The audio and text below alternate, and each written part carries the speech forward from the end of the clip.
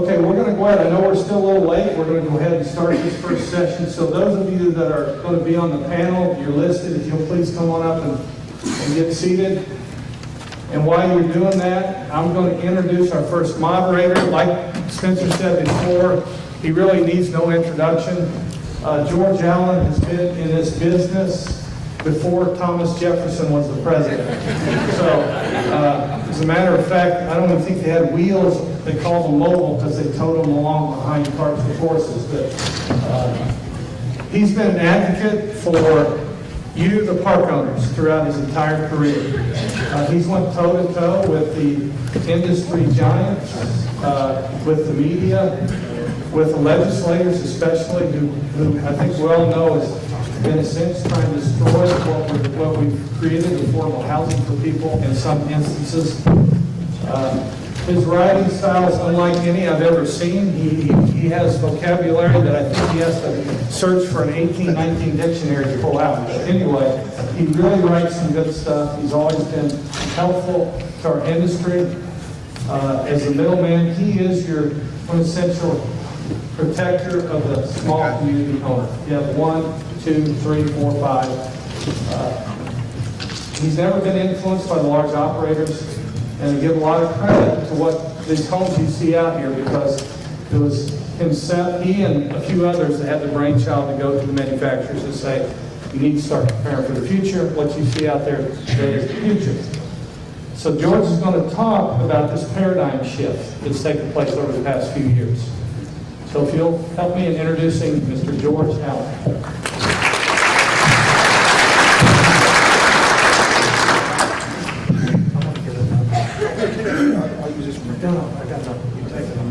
Actually, I was present at the Last Supper. So I do predict what he said to you. My way of introduction is very simple. We need to try to get back on schedule a little bit. And I'm going to pick up on what Steve just told you. Where we are, I don't know if you know this now, since the year 2000, we are still in a 16-year paradigm shift for the manufactured housing industry. And the first major step it took was 2009, when a group of us met with manufacturers in Elkhart, Indiana, and said, we need you to start building homes that are more appropriate for our communities, either single-section homes or modest-sized, multi-section homes with durability enhancing features and a few other factors like that. Closer, we can't hear. You mean you can't hear me now? There we go, now we're okay. So anyway, that was the first major step. Then 2014 was that dawn we kind of realized the community owners have come into their own. What this paradigm shift and this new era is all about is the distribution of manufactured homes has shifted significantly, as Spencer told you earlier, from independent street retailers to community owners who are selling actively on site. And I'm going to cover more of this in the State of the Industry talk at noon today. In fact, I want to share some things with you at noon today that have not been shared in public before, because as you sit here today in Washington, D.C., the Manufactured Housing Institute, Manufactured Housing Association for Regulatory Reform are going to be meeting with HUD because of a major issue that's taking place today. I will brief you on that as part of my State of the Industry talk at noon. So I want you to know that you're in the cutting edge of a new era of manufactured housing, i.e. that community owners and operators have come into their own because of selling homes on site. And so without further ado, I want to introduce my panelists to you. Stacy already introduced herself very ably earlier out in the audience, but she is indeed a community owner, attorney with a degree in finance, and specializes in community turnaround. So any of you that are in the midst of thinking about doing that, you probably want to talk to Stacy, or Stacy right there, later on today.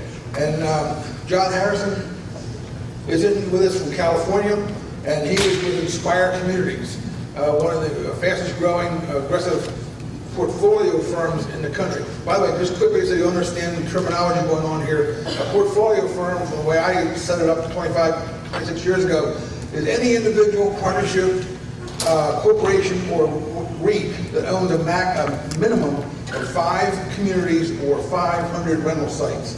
So if you own 500 or 600 rental sites in one community, you're on my portfolio list. Or if you own 6 small communities under 100 sites in size, you're on my list. And we'll talk more about what that means a little later at lunchtime today. But John's with one of the most aggressive companies, and you want to talk to him about it, the way they're growing, what they're looking for. David Roden, you've met David down in a couple times earlier this morning, and he's since 1988 with his wife built it's wife and your father too, right? No, okay. Built with his wife a Mountain View Estates in Georgia, and he actually is pretty well renowned, thanks to being in my newsletter, for having one of the largest, most attractive tornado shelters anywhere in this part of the country. So if you're interested in tornado shelters and the way they should be done, you want to talk to David about that privately. Chuck Meek is president of Bay Acceptance, residential property owner, and I can't even read my own writing, but basically out of Alabama, right? And then Glen James, Glen and I go way back. I'm real proud of Glen. He's one of the few certified property managers in our asset class. In fact, there's only a little over 100 of us. Bob Love is in the room, I am, and Glen are probably the only 3 CPMs. Do we have any other CPMs in the room? I don't think so. Okay, good for you. Stick with it. Anyway, I think a lot of Glen, because I've seen him come through the business, and now he's one of the most influential owners in the Midwest, and he's the incoming president of the IMHA RVIC, which is the state association in the state of Indiana. And Maryuri, I can never pronounce that right. Maryuri. Okay. As the CFO of Spitzer's company, and really is the one that keeps him on an even straight course financially and just about every other way. So I admire her for what she's able to do. And the one guy I'm not going to be able to tell you much about other than John Harris, George Harris, is from Texas and an experienced community owner, and he'll be with us answering questions too. Now what I'm going to do is I'm going to throw out a question, and I'm not going to ask each person on the panel to comment on it, because that would just take too much time. But what I'm going to do is I'm going to ask a question, and one that cares to maybe hold forth for a few minutes on their experience will do so, and perhaps we will do a second one before we move on to the next question. And my first question is this: if you're purchasing new homes, which I'm assuming is pretty much the case in your community, when did you start doing this? Why? And what do you buy today? So if you're selling new manufactured homes on site, when did you start? Why did you start? And what are you buying today in terms of single-wide, multi-section, community series homes, or what? So who would like to just share with the group like that? Yeah, Mary? We started with the new homes back in 2009 in our property in Texas. And it has been a wonderful success because since then, we just decided to not buy used homes because it took us more money to repair them than actually produce profit. So right now, we're just doing brand new homes. It helps us to improve our value in the community. It brings better qualified buyers. It helps with the profit of the company too. Good. So for us, new homes is the best for the last 7 years. David, were you waving at me or did you want to contribute? Go ahead. Well, No, you got it. I didn't wave at you, but hi, anyway. We were hesitant in buying new homes. We held out, we fought it. We would buy the repos, we would fix them up. Spencer beat me over the head literally. He said, why are you not buying new homes? He convinced me that through their experience it was right. We tried one, it sold for cash within like 30 days. I'm thinking, golly, what's the chance of that happening? From then on, we were hooked. It adds to the park. It brings a sense of pride back to our community. The residents love the new homes, the way they look. It makes the park look new, keeps it looking fresh. It does bring in a very good clientele that we had to get out of. So we're very proud that we're now buying new product, and we're going to continue on and on. David, tell us a little bit about your tornado shelter. What size and what's the basic construction? We had 2011, April 27th, we had those 300 storms come across the south that literally took homes, breaking motorhomes out. We found a company out of South Georgia that brought up a 60-foot, 12-foot wide, 8-foot tall community shelter.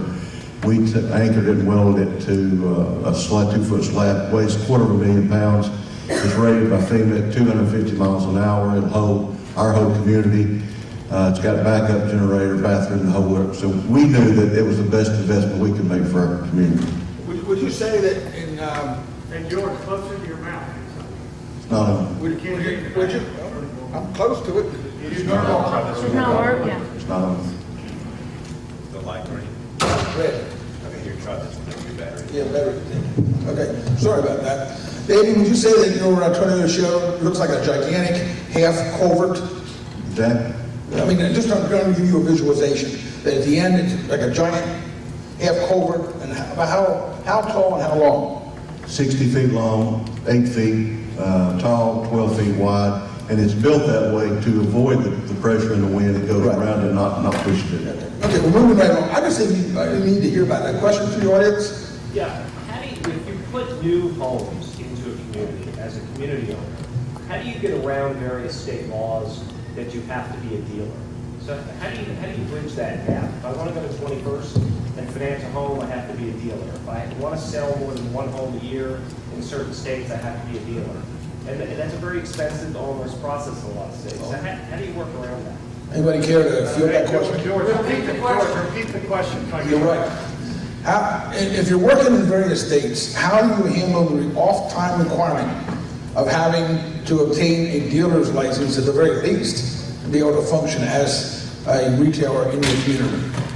When do you guys want to handle this?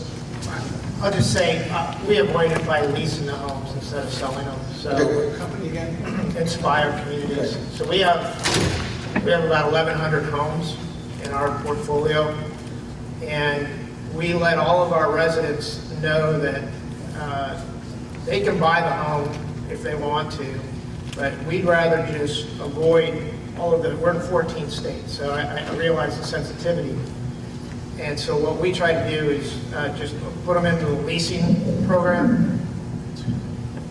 We try to put them into the leasing program, but let the resident know that they can buy their home anytime they want. It's just hopefully, the nice thing about if you're a resident and you're living in that home, we let everybody know that home is going down in value every year, which makes it a little bit more affordable for them. So they can test drive the home first, and then people don't like to move. I think that is another thing that you can try to convey to them is just treat this as your own home, and hopefully someday when you go get a loan, you cash us out, we'll arrive at a price when you're ready. Okay, Glenn? I would recommend contacting your state association if you're not a member, but if not, join up as a member. But they may have several different options available to you, what some other experienced operators have done in the market, whether it is lease option or doing rental versus sale. Thanks, Stacy. I recognize that every state's regulations may be different, and it may be more arduous to become a licensed dealer in Georgia, and I don't know specifically what the regulations are in other states. And I'm, obviously not pro-regulation, but in Michigan, at least the $450 fee, it's good for 3 years. We don't pay sales tax. And so if we buy homes, whether we're going to resell them or we're going to rent them, and we don't know at the time we purchase them, if we're not a licensed dealer and we go to transfer title in our name, we're going to get paid 6% sales tax on a $30,000 home. We're going to take an $1,800 hit. So it pays for itself, with one house. And so it is worth it. It is absolutely a pain. In Michigan specifically, in prior years, you had to redo the paperwork every year. Recently, they changed it to every 3 years, which makes it, so you just bite the bullet and cut the check. In fact, we have a separate retailer's license for all of our communities, and so we do end up paying a little bit extra, but from an accounting perspective, it does make sense for us. But yeah, I think you can avoid it, but it's not necessarily always the best way to go. Before we move on to another question, I would like to return to the previous one we started with in case someone else on the panel would like to comment as to if you're selling homes on site, when did you start, why did you start, and what are you currently selling? Is there anybody else who wants to? Yes, Stacy? That's right. Our first community we purchased was in 2006 in Michigan. The license number for this community was 11. It was like the 11th site or mobile home park built in the state. So homes back then, it was probably built and licensed in the 50s, were tiny, lots were tiny. We had to combine a lot of lots to accommodate newer homes. And without buying new homes, we would have, if we only could rely on repos, and keep in mind this was 06, 07, 08, so there were repos everywhere. Now finding a 1656 is like a needle in a haystack, and back then I could walk through, I wasn't enjoying it, of course, wink, wink, but I could walk into a hometown park and find 6 of them. It doesn't happen anymore. And so in order for us to even fill the sites at all, we were forced to purchase new, and it was the best thing we could have ever done, especially since the community we purchased was a turnaround community, and it sent a huge message to the community that we were putting our money where our mouth is. And without it, I don't think we would have done anywhere near as well as we did. Okay, were you able to find new small homes at those sites? Or did you have to combine small sites to make a site for a new home? Both. We had some, this particular community is a donut shape with an outer circle and an inner circle. Some of the inner sites, absolutely had to be combined. In order to be combined, we lost, 5 or 6 sites on the corners. I made room for good-sized double wides where we would have otherwise had two small single wides. But yeah, back then, we worked with Redmond, and they made, and I think they still do offer 14, I think the smallest was a 14 by 40. And we bought those, we bought a community 1 or 2, there was 16 by 40s we bought, and then we bought the 1656s with the 8-foot by 16-foot front porch, and lined them on the main road, and it was awesome. It was, people were, I felt like in this little town, I couldn't go to the grocery store without being treated like a local celebrity for having demoed these older houses and bringing in these, everybody was, it was really quite a transformation, thanks solely to the new homes. Okay, one last time, anybody at the panel share their experience before I move on? Georgia? Yeah. We have one in Detroit, very similar. You're combining spaces to accommodate the larger homes. Right now, we work with a manufacturer out of Indiana, Adventure Homes, and they're doing custom-built homes for these smaller spaces. And they're being occupied like hotcakes. They're 16 by 42s, 1 bedroom, 1 bath, and on those smaller home sites. And it's a high demand for us there. It's creating a waiting list for us. We lease our new homes, and like David Spencer beat me over the head for a couple of years to buy the new homes, and it's really changed the way that we look at the business. And we can sometimes have them rented before they arrive, because we can show someone else's home that's new, and then we'll be collecting applications on them, and we can just take the cream of the crop. They literally, I haven't had a new home sit vacant for more than 2 weeks in any of our parks.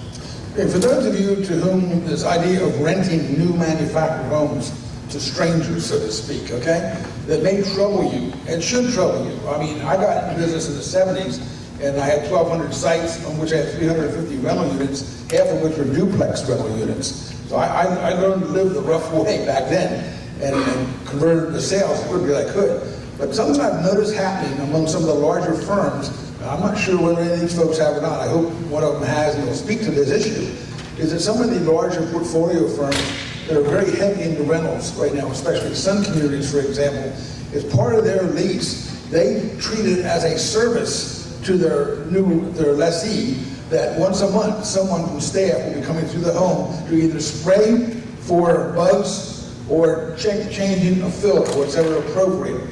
Now, of course, what they're there also to do is to see how the resident is taken care of or abusing the company's property.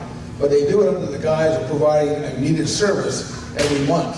I think that's a terrific way to control the quality of your homes in your inventory. Any of you do that, or? But what our experience is once that resident proves themselves as far as taking care of our property, like you mentioned, we'll back those inspections down to quarterly, sometimes semi-annually, because eventually, like we said, we approach it as a lease, but hopefully someday they can buy that home from us. Why don't you guys take these microphones off the stands that we can hand them back and forth? I'm afraid you're going to fall off the front. George, if I may, several years ago, I was at a conference in, I believe it was Yes Communities. A gentleman was talking about some of their management operations, and I took that under advisement, and they were calling it a Gold Key Service Program, and essentially we've incorporated that into our management operations. All new lessees or homeowners within the first year we do monthly inspections, and essentially it's just to come in, look for water leaks, change the furnace filter out, but we get a good look, see inside the unit. After 12 months, they go to quarterly inspection. George, did you want to say something? Well, I came here to listen and still talk, but I do have some things to say. One of the things that we do is we're just putting in all new homes now, and we have a park that stays full all the time. So we have people that have lived there like 31 years, and they've got their house. Then we have 77 units that actually belong to us out of 119. And we go, when someone moves in new, we go in there the first 30 days and make sure they know how to change the filter and see how they're taking care of it. Then after that, it's perfect. But it works real good for us. The other thing I want to mention is that if we're using smaller homes, if we're buying 2-bedroom, 2-bath, or something like that, we also try to stay with a stacked unit and the washer and dryer. And the other thing is that some of our people, out where we live, a lot of people use freezers. That gives you room to put the freezer in where you would have one of the washer or dryers. The big problem is that there's not enough plugs there usually. I just learned something. Hopefully some of you did too. Stack your washer and dryer and put a freezer next to where the one appliance would be. Yes? A question for the panel. How do you guys determine from refurbishing a house to replacing? Is there a number that you guys look at to say, all right, we're going to keep it, or eventually you're trying to convert all your homes into new ones? Question, I think the question is, what is the decision-making process between refurbishing a home or encouraging getting rid of it and replacing it with a new home? We prefer to sell it instead of refurbishing it and put a new one in there. It's cost effective for us. Is anybody on the panel that is referring to fix up a home rather than buy a new one? We won't fix up anything that's a flat top roof. We'll sell that off. If it's a peaked roof, then we'll look at it and, decide what the rehab's going to cost. Yeah, when we see the house is getting older and we budget over $15,000, it doesn't make sense for us to spend that money, so we decided to just tear it down and get a new mobile home, which will improve the appearance of the community.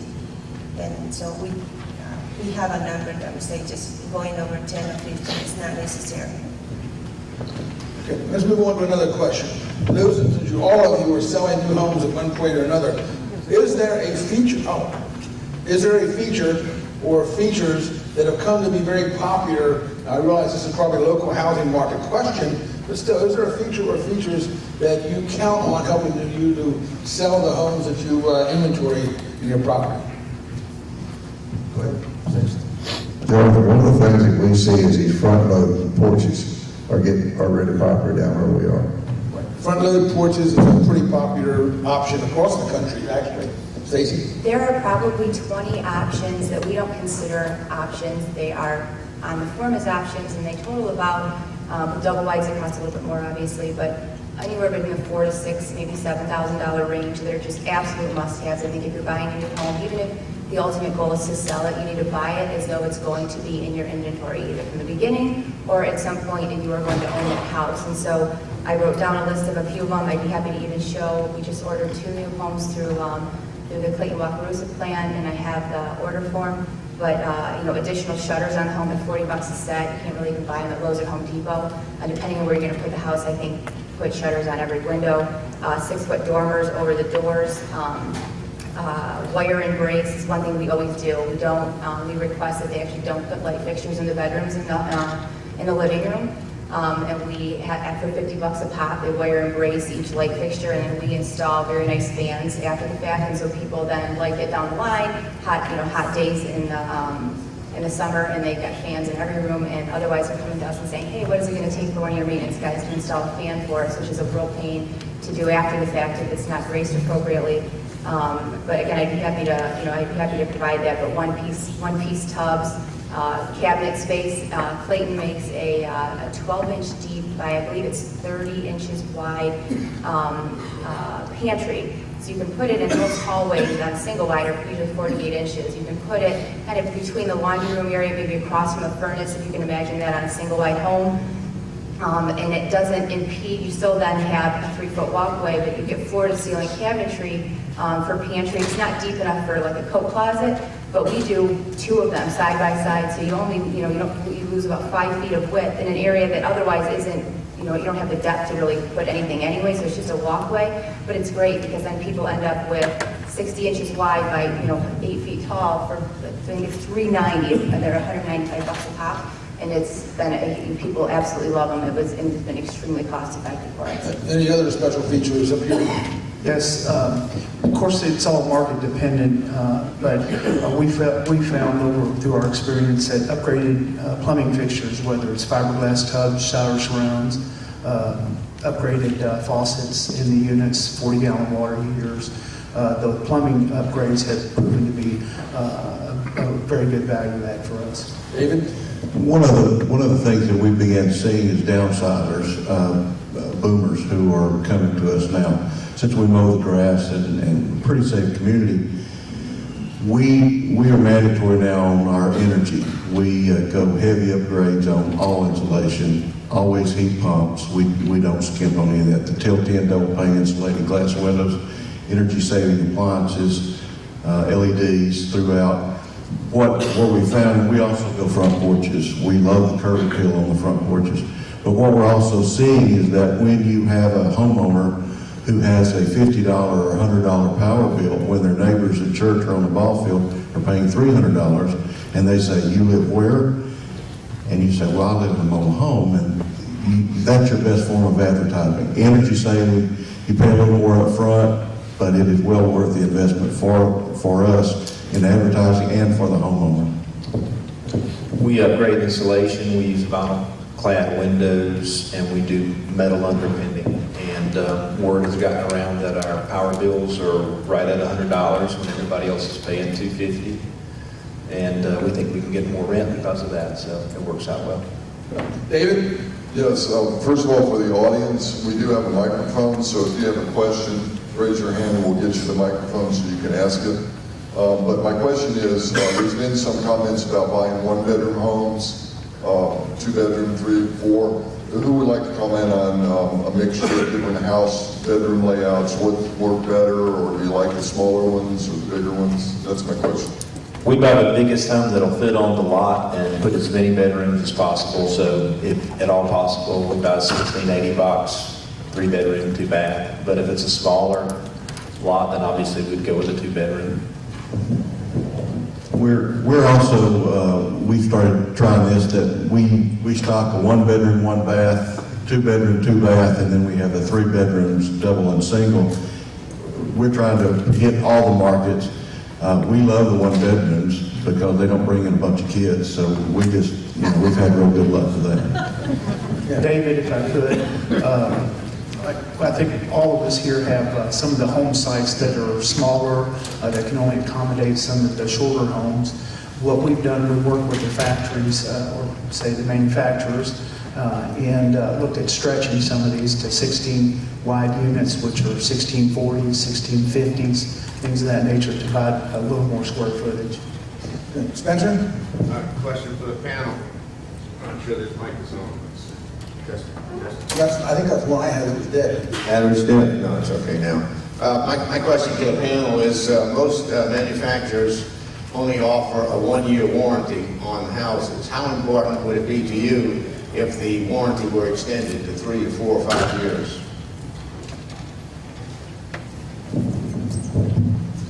I believe it definitely is going to add more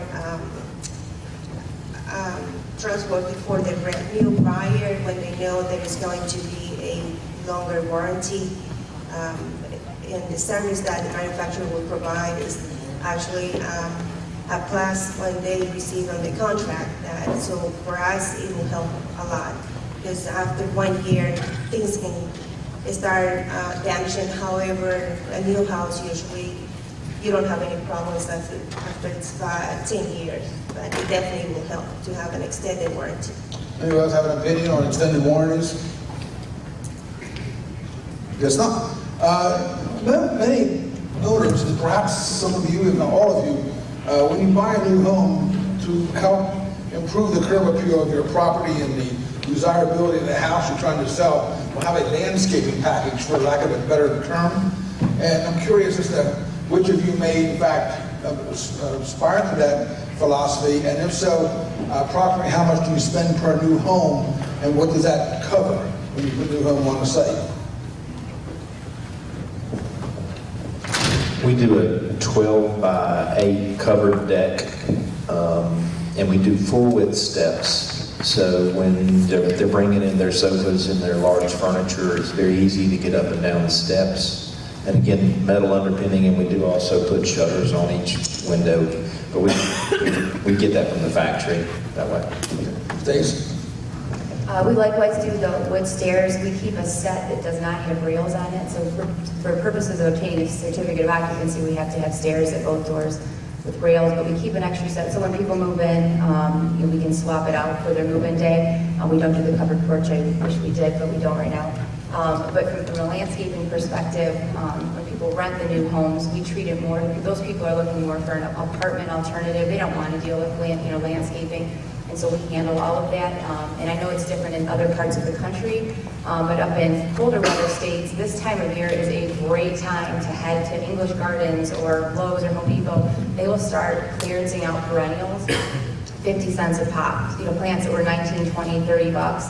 I can't tell you how many Octobers I've spent planting perennials that were dead. I mean, they were dead except for the roots. I have no idea what I'm actually planting in the ground because the picture's gone, but it was like 50 cents. And so in the spring, things look a little chaotic, and we maybe move things around, but we end up, obtaining $5,000 worth of perennials for, 50 bucks. And it works real well, especially if you're putting, 4 or 5 in front of a house. You really can't screw it up. I just learned something else. I want to comment on that. One of the neat things about public speaking and being a moderator, I get to look across the audience as I anyone as they've been help giving you good information. So see how many of you are actually taking notes, and actually a high percentage of you are. So that tells me that you're getting some good material out of here. So as we open up for questions a little later in the audience, be prepared to speak. Now, somebody over here? Yes? I'm just wondering, what is the spread between your mortgage payment and your rent? Our payments are normally, we're renting our 16 by 80, 3-bedroom, 2 baths for $675, $695, and all in with the decal, we're at norm tax, and our insurance, it's usually around $325, $350. So we're taking an empty lot that we were losing money on really because we were having to mow that grass, and we're turning in each empty lot into about $325 a month. So that's why we're buying them as fast as we can, and we're running out of lots, and we're going to be looking for another partner shortly. That's our break-even point is $350. Anybody else? We try to stay under about $50 under market comparable rent. What kind, when we started doing with our mobile homes, the older ones, is we're doing really good rehabs to them. Is what y'all said as far as updating water lines. We can do a lot for somewhere between $4,000 to $8,000. It's amazing what you can do on the older mobile homes. So my question is, in spending $20,000 to $30,000 for a mobile home, number one is how do you justify the cost? Number two is how much repairs are you having to do to the newer mobile homes? Because when I'm seeing the newer ones, I see a lot of plastic faucets, toilets, stuff like that compared to what we're putting into the homes. Here, but to put this into context, you're talking about rehabbing older homes that are presently on site in your property, correct? Yes, we're taking it away and bringing it to the new. Right, but I think that makes a big difference though between whether or not you still have a source of bringing homes in to do that sort of thing, or whether they're already there. But taking your question at face value, go ahead. Well, this is very hard to find good used homes, and we're looking down the road 20, 30 years from now. So in 30 years, the home I buy today is still going to be a very viable asset.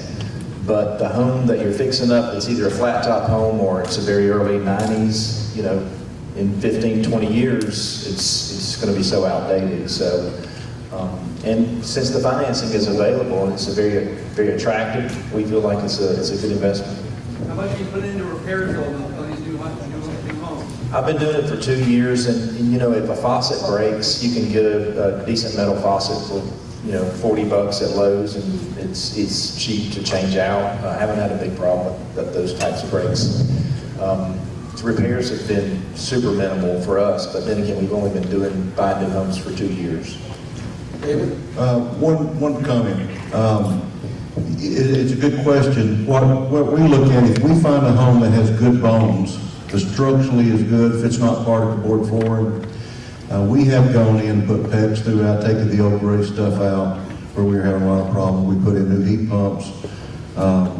If the roof is good, but if it's got good bones, we will definitely consider, we can go in for under $5,000 and turn it back into something that's income producing. So I'm not opposed to leaving it, but when they get to that point that they detract from the community and they don't have the good bones and structurally that I'm looking for, then it's worth pulling out and putting something new in. Yeah, before we take another response to that, for those of you who are not intimately familiar with what we call community series homes, and that's a relatively new term for you, and it's probably for most because they've only been out 2009. I said quickly when we started that these are single-section homes or modest-sized multi-section homes with durability enhancing features. But I didn't go any further. And David just talking about not having particle board floors. For instance, plywood floors are often, not always, characteristic of a community series home. Hardwood cabinets instead of laminated cabinets are another durability feature. The whole idea being is whether you're using them for rentals or you're selling them, if the situation should come where you have to turn that home again or turn it again, it keeps your turnover and maintenance expenses to a minimum. And so when we're done here, I'm going to do a short commercial before we're done. There's a book on sale after this session that you can pick up that has, in fact, a detailed list of what goes in community series homes, as well as the names of the manufacturers who specialize in building them for you. Before we go after the audience, Stacy, you were going to add to this. Yeah, just one last thing. We don't get rid of much stuff unless it's a really deplorable condition.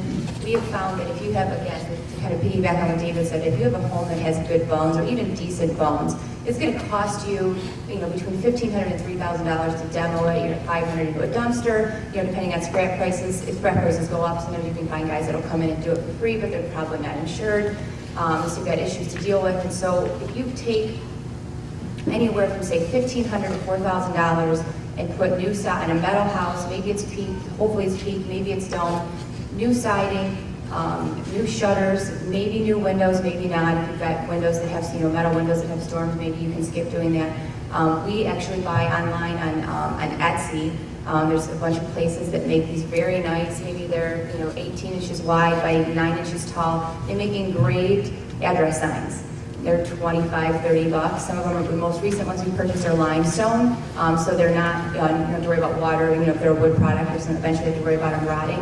And, it takes two, coated screws, screw them in the front, and we transform homes that look like, crappy tin cans, and people would have absolutely no idea. We brought in a used 1970. It was right when they started, making peak roofs.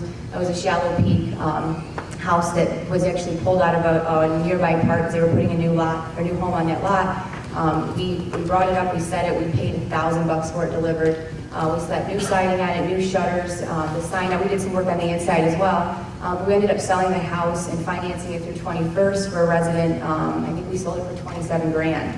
And again, we did not make $27,000 on it, so I don't want to, pretend that was the case. But you can take homes that, again, the dome roofs, you do have some limited, because obviously there's really nothing you can do short of redoing the roof, and then, that's just not cost effective. But you can take homes that don't look great and really make them look like $1 million with siding and shutters. Okay, David, do you have somebody back there? No matter how well Speak up.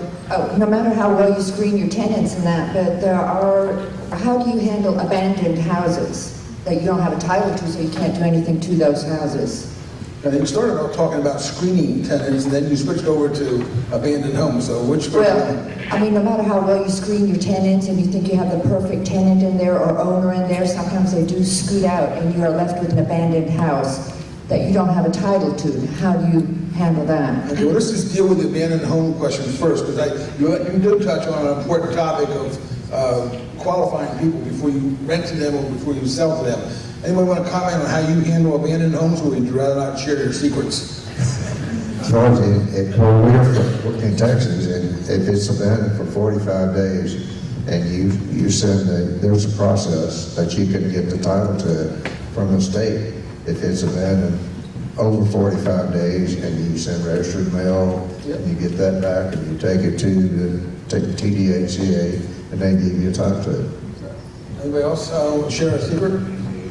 Well, we do. We have a company that actually help us to search for the title, and it can take 6 months. It's a process. It's not easy, but we actually get the title, and if it's a product that we can put it back in the market, we fix it up and resell it.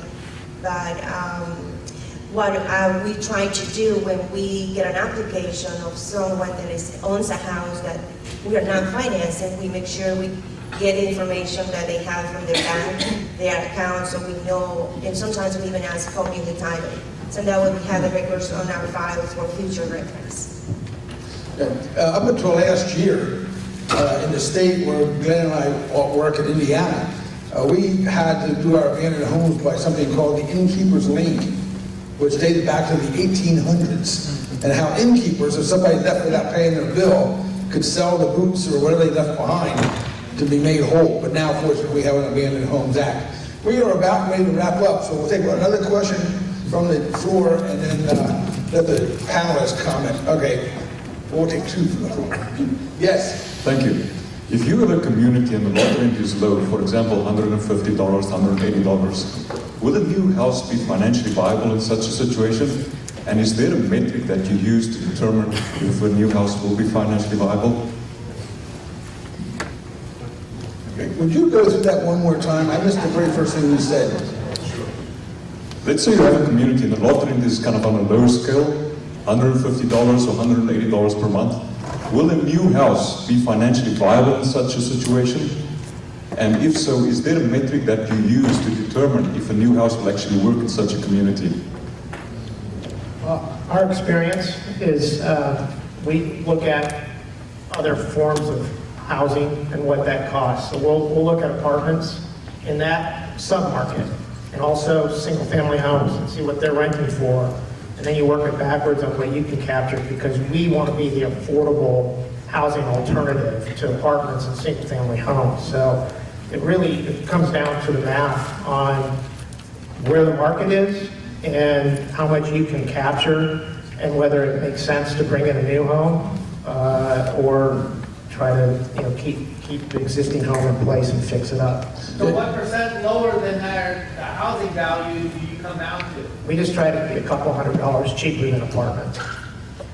Okay, one last question from the audience. Yes?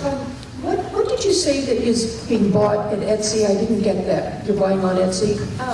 Address signs, plaques. So it's in lieu of buying, going to Home Depot or a hardware store, buying, the stickers that say your address is 13825 and sticking it on the corner post of the house. We purchase plaques, like you see it a lot, almost never in Michigan, but in southern communities, and you drive by and you see, plaques, and it'll say the address and the Clarks, and, living happily ever after, blah, blah, blah. But yeah, they look great, residents love them. In fact, with homes, we actually offer them at our expense to existing residents, so that, the existing residents then also kind of come in line with the new homes, and, we completely eat the cost. It's $30-40, people love it, and then there's a continuity as well, within the community as it relates to the address signs. I'd be happy to show you exactly what it is. Okay, I think you would agree that we've had a very productive time for the last 45 minutes. And if you agree, why don't you give the panel a round of applause?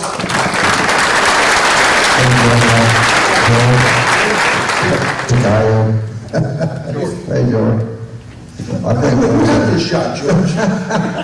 one of the things I think is important, especially in today's time, is ramps instead of steps. We see people, you have to do the ADA ramp if you have somebody that needs it. But we find that we put those in and people won't even use the steps anymore. So that's something important to us. Okay, with that, I'm going to make a short commercial. I've been unauthorized to do this, but during break time, I've donated 30 copies of a book that if you don't have it, you probably will want it. So they're going to go fast, especially since they're only $20. Genevieve has them outside here. It addresses several of the things we've talked about in here. Everything from what a community series home is, how to know how much of a home or mortgage you can put on the home and so forth. It's something that Spencer and I have authored with 3 other people. And in fact, we asked Bobby autograph it for you. So just know that for 20 bucks, they're available outside the door. And the best part of all, SECO is donating all the revenues from that, from the books, to the PAC fund at the GMHA. If you didn't get one of these plastic cards, I ran out around the room, and you want one, here's what you need to do. On the back of your business card, just write down 6 and a capital letter P, and I'll know what that means. Also, if you are a real estate broker and you want to be listed in the national brokerage list that I'm putting together, it's already together, I update it once a year, then put down RE broker on the back of your business card and send that in to me, hand it to me, and I was sure that you will be listed in the real estate brokers directory coming out in December. And the last thing, for those of you who want to, there's a newsletter on the back table. Probably not for everybody, but grab one if you want one. And here's the magic of it. It describes the networking roundtable that many of us attended in early September. And what I do in this article is I identify who all the speakers were and what they talked about. And I give you their phone number. And my understanding with my presenters is that if someone calls up and says, I saw where you were a speaker at the roundtable, you talked on this topic, would you please send me a copy of your PowerPoint or the topic they talked about? And in most cases, they will send you a free copy of that material. So keep that in mind. That's in the newsletter in the back. With that, we are done up here, and I'm going to turn back over to Steve unless you got something else. Well, thank you, George. Thank you for the panel.